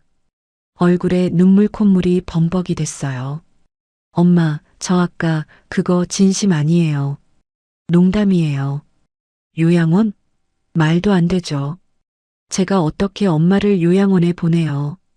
엄마가 제일 소중한데. 눈물 콧물을 쏟으며 애원했어요. 며느리도 황급히 무릎을 꿇었습니다. 아까까지 코 막고 인상 쓰던 여자가 갑자기 제 손을 덥석 잡았어요. 어머님, 저희가 정신이 없었어요. 병원 일 때문에 잠깐 제정신이 아니었어요. 용서해 주세요. 네. 어머님이 저희한테 얼마나 소중한데요. 저희가 잘못했어요. 손등에 입술까지 갖다 댔습니다. 뽀뽀를 하듯이요. 역겨웠어요. 5분 전까지 비린내 역겹다고 코 막던 입술이었습니다. 생선 비린내 나는 손이라고 피하던 사람이었어요. 저는 손을 확 뿌리쳤습니다. 며느리가 비틀거리며 뒤로 넘어졌어요. 됐다. 단호하게 말했어요. 아들과 며느리가 움찔했습니다. 내가 병원에 찾아갔을 때 너희가 뭐라 그랬는지 기억나냐? 아들의 얼굴이 사색이 됐어요. 며느리는 입술을 달싹거렸지만 아무 말도 못했습니다. 둘 다 시선을 피했어요. 파출부래. 내가 파출부래. 내 아들 병원에 내가 찾아갔는데 손님들 앞에서 나를 파출부라고 했어. 새벽부터 손수 빚은 쑥개떡은 쓰레기통에 처박고 5만 원 쥐어주면서 국밥이나 먹고 꺼지라고 했지. 보안 요원시켜서 끌어내더라. 기억 안 나? 목소리가 떨렸어요. 분노 때문이었습니다. 그날의 수치심이 되살아났어요. 저는 숨을 고르고 말을 이었습니다. 어제 전화도 다 들었어. 산속 요양원에 처박자, 보증금 빼자, 효도하는 척 구슬리자, 과일이랑 홍삼 사가라. 다 들었다. 아들의 입이 딱 벌어졌어요. 며느리의 눈이 휘둥그레졌습니다. 전화가 연결된 줄 몰랐던 거예요. 둘이 서로 얼굴을 쳐다봤어요. 당황한 기색이 역력했습니다. 저는 그들의 표정을 차갑게 내려다봤어요. 그래서 결정했다. 저는 서류를 집어들었어요. 52억 보상금 통지서를 손에 쥐고 천천히 일어났습니다. 두 다리로 단단히 섰어요. 떨림 없이 말할 준비를 했습니다. 이 돈은 전부 진아한테 준다. 한 푼도 빠짐없이. 순간 정적이 흘렀어요. 숨소리조차 들리지 않았습니다. 그리고 폭풍이 몰아쳤어요. 뭐라고요? 아들이 벌떡 일어났어요. 얼굴이 시뻘겋게 달아올랐습니다. 눈에 핏발이 섰어요. 아까까지 무릎 꿇고 울던 사람이 맞나 싶을 정도로 태도가 확 바뀌었습니다. 엄마 미쳤어요? 내가 장남이에요. 장남. 재산은 장남이 받는 거예요. 그게 우리나라 법이에요. 관습이라고요. 고함을 질렀습니다. 침이 튀었어요. 목에 핏대가 섰습니다. 저는 눈 하나 깜짝하지 않았어요. 부모 산속에 버리는 게 법이냐? 비린내 난다고 내쫓는 게 법이냐? 쓰레기통에 음식 버리는 게 법이냐? 아들이 말문이 막혔어요. 입술이 파르르 떨렸습니다. 하지만 며느리가 끼어들었어요. 어머님, 진아 씨한테 주시면 안 돼요. 그 돈 관리를 어떻게 해요? 배달이나 하는 애한테요? 저희가 관리해 드릴게요. 어머님, 노후도 책임질게요. 구역질이 났어요. 아직도 돈 앞에서 연기를 하고 있었습니다. 저는 며느리를 똑바로 쳐다봤어요. 노후?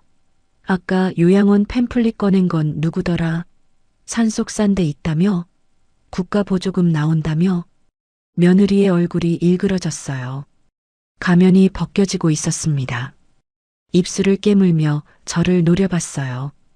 진아가 자리에서 벌떡 일어났습니다. 손사래를 쳤어요. 얼굴이 하얗게 질려 있었습니다. 엄마, 나 그 돈 안 받아. 필요 없어. 오빠한테 줘. 나는 진짜 괜찮아. 그냥 엄마 건강하기만 하면 돼. 돈 때문에 가족 싸우는 거 싫어. 진아의 목소리가 떨렸어요. 진심이었습니다. 52억이라는 어마어마한 돈을 사양하고 있었어요. 저는 진아를 바라봤습니다. 이 아이는 정말 돈이 필요 없는 걸까요? 반지하 곰팡이 방에서 살면서 아픈 아들 데리고 살면서 하루 종일 배달 뛰면서 수술비 2억이 없어서 아이를 퇴원시켰으면서 그런데도 돈을 사양하고 있었어요. 민준이 수술비는 어떻게 하게? 제가 물었습니다. 진아의 눈에 눈물이 고였어요. 그건 내가 어떻게든 할게. 대출 받든지. 이미 대출 꽉 찼잖아. 카드값도 밀렸잖아. 진아가 고개를 숙였어요. 어깨가 들썩거렸습니다. 내가 다 알아. 네 지갑에 1,000원도 없던 거. 편의점 김밥으로 끼니 때우는 거. 패딩 하나 없어서 얇은 바람막이 입고 배달 뛰는 거. 민준이한테 곰 젤리 사준다고 거짓말하면서 울던 거. 다 봤다. 진아가 울음을 터뜨렸어요. 소리 없이 흐느꼈습니다. 어깨가 들썩거렸어요. 저도 목이 메었습니다. 하지만 참았어요. 지금은 울 때가 아니었습니다. 그때 며느리가 갑자기 식탁을 쾅 내리쳤습니다. 접시가 바닥에 떨어져 깨졌어요. 파편이 사방으로 튀었습니다. 생선 조각이 바닥에 흩어졌어요. 아니, 이게 말이 돼요? 52억을 배달부한테 줘요? 오토바이나 타고 다니는 애한테요? 우리는 뭐예요? 우리가 병원 키우느라 얼마나 고생했는데 밤잠도 못 자고. 며느리의 본색이 드러났어요. 얼굴이 흉측하게 일그러져 있었습니다. 눈이 뒤집히고 이가 드러났어요. 아까까지 효도 운운하던 사람이 맞나 싶었습니다. 진짜 얼굴이 이거였어요. 그 병원 개업 미천 누가 됐는지 알아? 내 돈이야. 5천만 원. 생선 팔아서 모은 피 같은 돈이야. 갚았냐? 며느리가 입을 다물었어요. 시선을 피했습니다. 아들이 끼어들었어요. 그건 투자 아니었어요? 갚을 필요 없는 거 아니었어요? 투자? 내가 언제 투자라고 했냐? 꾸는 거라고 했지. 사업되면 갚겠다고 했지. 무릎 꿇고 빌었지. 그때도 울었어. 기억 안 나? 아들이 말문이 막혔어요. 저는 한숨을 내쉬었습니다. 됐다. 갚으라는 소리 아니야. 그냥 내가 누구 덕에 의사 됐는지, 누구 덕에 병원 차렸는지, 누구 피땀으로 공부했는지 기억이나 하라는 거야. 아들의 얼굴이 벌겋다 하얗다 했어요. 주먹을 불끈 쥐었습니다. 뭔가 더 말하려는 것 같았어요. 입술이 떨렸습니다. 하지만 저는 더 이상 들을 생각이 없었어요. 오늘부로 너는 내 아들 아니다. 차갑게 선언했어요. 목소리에 감정을 담지 않았습니다. 아들의 눈이 휘둥그레졌어요. 입이 벌어졌습니다. 뭐라고요? 내 아들 아니라고 했다. 호적에서 파는 건 못하지만 내 마음에서는 오늘부로 지운다. 너를 의사 만들겠다고 40년 동안 생선 비린내 맡으며 일했다. 손이 트고 허리가 휘도록 일했다. 그런데 돌아온 게 이거냐? 앞으로 찾아오지 마라. 아들이 비틀거렸어요. 마치 뺨을 맞은 것 같은 표정이었습니다. 얼굴이 하얗게 질렸어요. 며느리가 아들 팔을 잡았습니다. 여보, 가자. 이 집에 더 있을 필요 없어. 소송할 거야. 유류분 청구해서 반드시 받아낼 거예요. 변호사 고용할 거야. 며느리가 악을 썼습니다. 얼굴이 불그락푸르락했어요. 저는 콧웃음을 쳤습니다. 해봐라. 내가 살아있는 동안 증여하는 건 내 자유야. 네 남편 호적에서 파지도 않았어. 법적으로 하자 없다. 변호사비만 날릴 거다. 며느리의 얼굴이 일그러졌어요. 더 할 말이 없는 모양이었습니다. 이를 악물고 저를 노려봤어요. 아들이 며느리 손을 잡고 현관으로 향했습니다. 문 앞에서 아들이 멈췄어요. 뒤를 돌아봤습니다. 눈빛이 서늘했어요. 엄마, 후회할 거예요. 두고 봐요. 가만 안 있을 거예요. 이를 악물고 내뱉었습니다. 협박이었어요. 눈빛이 도끼로 가득했습니다. 저는 대답하지 않았어요. 그냥 묵묵히 쳐다봤습니다. 아들이 문을 쾅 닫고 나갔어요. 쿵쿵쿵 계단 내려가는 소리가 들렸습니다. 집이 흔들리는 것 같았어요. 바깥에서 차 문 닫히는 소리가 들렸습니다. 부르릉 엔진 소리와 함께 멀어져 갔어요. 현관문이 닫히자마자 진아가 제 손을 잡았어요. 거친 손이었지만 따뜻했습니다. 엄마, 나 진짜 그 돈 안 받아도 돼. 오빠한테 반이라도 줘. 가족인데 피는 물보다 진하잖아. 저는 진아의 손을 꼭 쥐었습니다. 눈을 들여다봤어요. 거기엔 욕심이 없었습니다. 진심만 있었어요. 네가 진짜 내 자식이다. 돈 앞에서 변하지 않는 게 진짜야. 52억을 앞에 두고도 사양하는 게 진짜 효도야. 그래서 주는 거다. 진아가 울음을 터뜨렸어요. 제품에 안겨서 펑펑 울었습니다. 어깨가 들썩거렸어요. 저도 눈물이 났습니다. 참았던 눈물이 터져 나왔어요. 진아의 등을 토닥거리며 함께 울었습니다. 한참을 울었어요. 민준이 수술시키고 좋은 데로 이사가. 햇빛 드는 집으로. 곰팡이 없는 집으로. 알았지? 진아가 고개를 끄덕였어요. 코를 훌쩍거리며 대답했습니다. 응, 엄마. 고마워. 정말 고마워. 잘 쓸게. 민준이한테. 창밖으로 어둠이 내리고 있었어요. 하지만 제 마음은 오히려 환해지는 것 같았습니다. 40년 동안 등에 지고 살았던 무거운 짐을 내려놓은 기분이었어요. 이제 진짜 제 자식한테 제 돈을 주게 됐으니까요. 남편도 하늘에서 고개를 끄덕이고 있을 거예요. 3개월이 흘렀습니다. 서울대학병원 복도에서 기다리고 있었어요. 수술실 불이 꺼지기만을 기다렸습니다. 벽에 걸린 시계를 자꾸 쳐다봤어요. 초침이 유난히 느리게 가는 것 같았습니다. 진아가 제 손을 꼭 잡고 있었어요. 손바닥에 땀이 흥건했습니다. 저도 마찬가지였어요. 심장이 쿵쾅쿵쾅 뛰었습니다. 수술이 시작된 지 5시간이 넘었어요. 드디어 수술실 문이 열렸어요. 하얀 가운을 입은 의사가 마스크를 내리며 나왔습니다. 웃고 있었어요. 저는 다리에 힘이 풀렸습니다.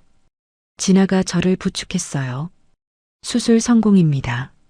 민준이가 건강하게 자랄 수 있을 거예요. 진아가 그 자리에서 무릎을 꿇었어요. 바닥에 이마를 대고 펑펑 울었습니다. 저도 눈물이 쏟아졌어요. 민준이가 이제 달릴 수 있게 된 거예요. 친구들이랑 뛰어놀 수 있게 된 거예요. 일주일 후 민준이가 회복실에서 눈을 떴습니다. 창백하던 얼굴에 홍조가 돌았어요. 입술도 발그레해졌습니다. 파르스름하던 입술이 건강한 분홍색으로 변했어요. 저는 민준이 손을 잡았습니다. 따뜻했어요. 예전에는 항상 차가웠거든요. 손끝이 얼음장 같았는데 이제는 온기가 느껴졌습니다. 할머니, 나 이제 달리기 할 수 있어? 민준이가 물었어요. 저는 고개를 끄덕였습니다. 목이 메어서 말이 안 나왔어요. 그럼 할머니랑 달리기 시합할래. 내가 이길 거야. 민준이가 해맑게 웃었어요. 저도 따라 웃었습니다. 눈물이 볼을 타고 흘러내렸지만 행복한 눈물이었어요. 한 달 후 지난해 이사가 있었습니다. 반지하 곰팡이 방을 떠나 새 아파트로 갔어요. 이삿짐 센터 직원들이 짐을 날랐습니다. 짐이라고 해봐야 이불 몇 채랑 낡은 가구들 뿐이었어요. 새 집에는 새 가구를 들여놓았습니다. 진아가 펑펑 울었어요. 평생 이렇게 좋은 집에서 살아본 적이 없다고요. 햇빛이 쏟아지는 25평 아파트였습니다. 10층이라 전망이 좋았어요. 거실 창문으로 햇살이 환하게 들어왔습니다. 곰팡이 냄새 대신 햇볕 냄새가 났어요. 민준이가 거실을 뛰어다녔습니다.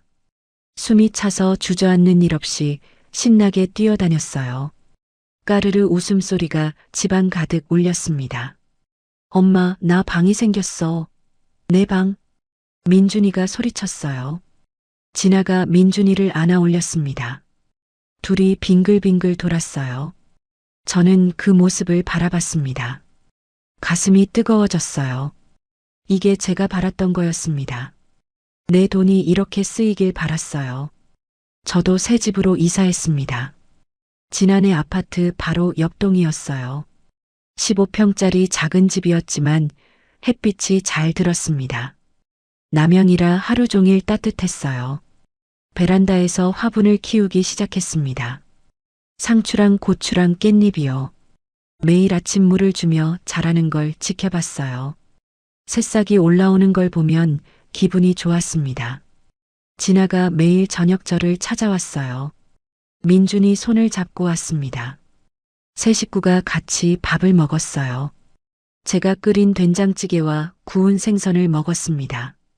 진아가 반찬을 덜어주고 민준이가 밥을 비웠어요. 생선을 맛있게 먹었습니다. 가시까지 발라가며 꼼꼼히 먹었어요. 할머니 생선 진짜 맛있어. 이 냄새 좋아. 민준이가 말했어요. 저는 웃었습니다. 비린내를 좋아한다는 손자가 기특했어요. 어느 날 저녁이었습니다. 진아가 조심스럽게 말을 꺼냈어요. 엄마, 오빠한테서 연락 왔어. 저는 젓가락을 내려놓았습니다. 가슴이 철렁했어요. 아들 생각은 안 하려고 했는데 이름만 들어도 가슴이 아팠습니다. 뭐래? 병원 망했대. 사채 못 갚아서 압류당했대. 의료장비며 가구며 다 경매 넘어갔대. 옳게도 이혼 소송 넣었대. 위자료 청구하면서 저는 한숨을 내쉬었어요. 예상했던 일이었습니다. 돈만 밝히던 며느리가 돈줄이 끊기니까 떠난 거겠죠. 돈 앞에서 무릎 꿇던 여자가 돈 없으니까 등을 돌린 거예요. 불쌍하다는 생각이 들었습니다. 하지만 동정은 안 났어요. 스스로 뿌린 씨앗이니까요. 엄마 찾는다고 하던데. 진아가 말했어요. 저는 고개를 저었습니다. 안 만난다. 만날 이유 없어. 단호하게 말했어요. 진아가 고개를 끄덕였습니다. 더 이상 말하지 않았어요. 며칠 후였습니다. 시장에 장을 보러 갔어요. 오랜만에 자갈치 시장 구경을 했습니다. 생선 비린내가 코를 찔렀어요. 익숙한 냄새였습니다. 40년 동안 맡아온 냄새요. 어물전 아줌마들이 반갑게 인사했어요. 제가 큰돈 받았다는 소문이 퍼졌는지 다들 부러운 눈으로 쳐다봤습니다. 그때 누군가 제 앞을 막아섰어요. 올려다보니 아들이었습니다. 얼굴이 많이 야위었어요. 광대뼈가 툭 튀어나왔고 눈 밑에 다크서클이 짙게 깔려 있었습니다. 옷도 구겨져 있었어요. 예전에 당당하던 모습은 온데간데 없었습니다. 하얀 가운 입고 잘난 척하던 의사 선생님이 맞나 싶었어요. 엄마, 아들이 불렀어요. 목소리가 갈라졌습니다. 저는 아무 말 없이 지나가려고 했어요. 보고 싶지 않았습니다. 하지만 아들이 제 앞에 무릎을 꿇었어요. 시장 바닥에요. 생선 비늘이랑 물이 튀어 있는 바닥에 무릎을 꿇었습니다. 지나가던 사람들이 쳐다봤어요. 수군거리는 소리가 들렸습니다. 엄마, 제가 잘못했어요. 용서해 주세요. 아들이 고개를 숙였어요. 어깨가 들썩거렸습니다. 울고 있는 것 같았어요. 저는 아들을 내려다봤습니다. 가엾다는 생각이 들었어요. 내 뱃속에서 나온 아이니까요. 전 물려 키운 아이니까요. 하지만 그날 병원에서 있었던 일이 떠올랐습니다. 파출부라고 불렸던 것, 새벽에 정성껏 빚은 쑥개떡이 쓰레기통에 버려진 것, 보안 요원한테 끌려 나온 것, 요양원에 처박자고 했던 것. 그 상처는 아물지 않았어요. 평생 아물지 않을 것 같았습니다. 일어나라. 사람들 본다. 저는 차갑게 말했어요. 아들이 고개를 들었습니다. 눈이 빨갛게 충혈되어 있었어요. 엄마, 저 이제 어떻게 살아요? 아무것도 없어요. 도와주세요. 저는 한참 아들을 바라봤어요. 이 아이가 내 배에서 나온 게 맞나 싶었습니다. 내가 전 물려 키운 아이가 맞나 싶었어요. 내가 심은 대로 거둔 거다. 내가 도와줄 건 없어. 저는 돌아섰습니다. 등 뒤에서 아들이 부르는 소리가 들렸어요. 엄마, 엄마 하고 목 놓아 불렀습니다.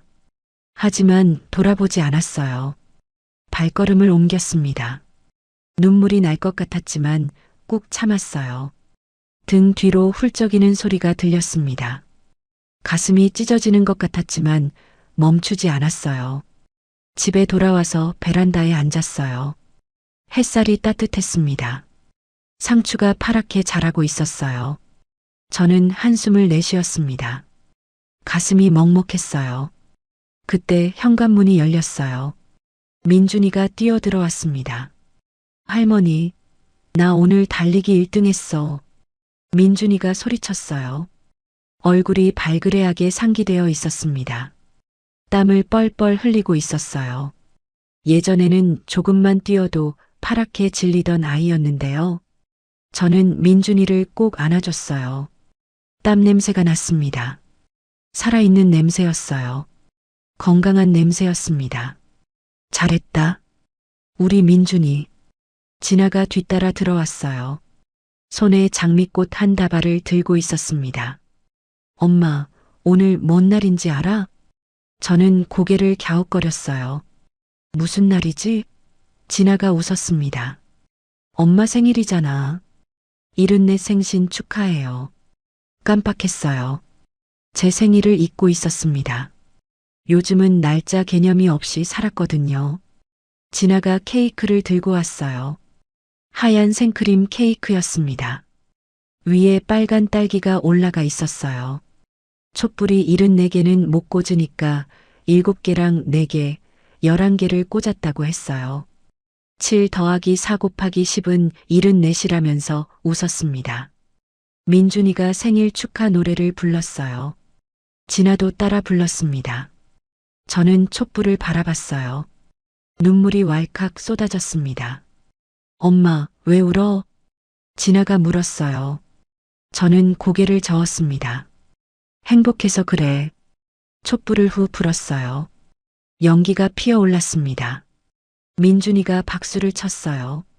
저녁을 먹고 난 후 진아가 제 손을 잡았습니다. 엄마, 고마워. 엄마 아니었으면 민준이도 나도 어떻게 됐을지 몰라. 저는 진아의 손을 꼭 쥐었어요. 고마운 건 나야. 네가 내 진짜 자식이라서 고마워. 창밖으로 노을이 지고 있었습니다. 하늘이 붉게 물들었어요. 구름이 금빛으로 빛났습니다. 저는 생각했어요. 52억이 있어서 행복한 게 아니었습니다. 비린내를 역겹다 하지 않는 자식이 있어서 행복한 거였어요. 나를 진심으로 사랑하는 손자가 있어서 행복한 거였습니다. 베란다에서 상추 냄새가 났습니다. 생선 비린내도 났어요. 40년 동안 몸에 밴 냄새였습니다. 그 냄새가 이제는 행복한 냄새로 느껴졌어요. 누군가에게는 역겨운 냄새지만 저한테는 인생의 냄새였습니다. 민준이가 제 무릎에 머리를 기댔습니다. 스르르 잠이 들었어요. 가느다란 숨소리가 규칙적으로 들렸습니다. 저는 민준이의 머리카락을 쓰다듬었어요. 따뜻했습니다. 살아있는 온기였어요. 건강하게 뛰는 심장 소리가 느껴졌습니다. 이게 제가 원했던 노후였어요. 화려한 것도 거창한 것도 필요 없었습니다. 그냥 이렇게 사랑하는 사람들과 함께하는 것, 따뜻한 밥 한 끼 같이 먹는 것, 그게 전부였어요. 남편 영정 사진을 바라봤습니다. 웃고 있는 것 같았어요. 평생 비린내 맡으며 일했던 남편이요. 여보, 잘했지? 우리 딸한테 잘 줬지? 남편이 고개를 끄덕이는 것 같았습니다. 저도 따라 웃었어요. 비린내 나는 행복이 온 집안 가득 퍼져나갔습니다. 이게 진짜 부자였어요. 오늘의 사연 어떠셨나요? 사연이 마음에 닿았다면 더 좋은 사연으로 찾아뵐 수 있도록 구독과 좋아요를 눌러주세요. 그리고 사연의 주인공을 위한 따뜻한 말씀도 댓글로 부탁드립니다. 여러분의 오늘을 응원합니다. 인생 소풍이었습니다.